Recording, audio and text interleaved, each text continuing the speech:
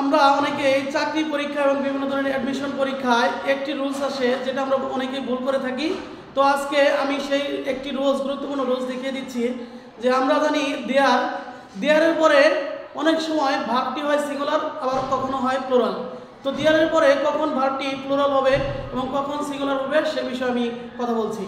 তো আগে বলি যে দেয়ারের পরে যখন আমরা দেখব অবজেক্ট, খেয়াল করবো সবসময় অবজেক্টে যদি আমরা দেখি সিঙ্গুলার রয়েছে, একটি রয়েছে, তখন আমরা দেয়ারের পরে ইজ ব্যবহার করব।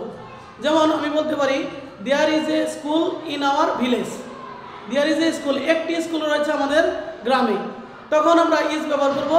আর যদি পাস্ট টেন্স হয় দেয়ার ওয়াজ এ স্কুল ইন আওয়ার ভিলেজ, আমাদের গ্রামে একটি স্কুল ছিল, বিদ্যালয় ছিল।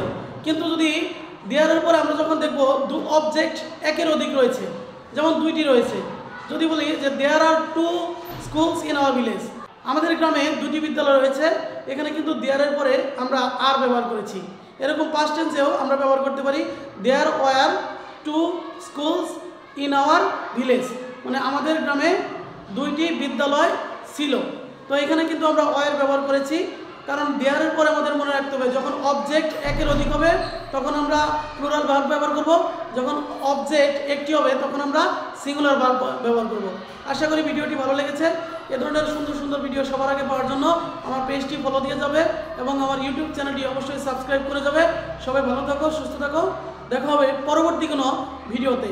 আসসালামু আলাইকুম।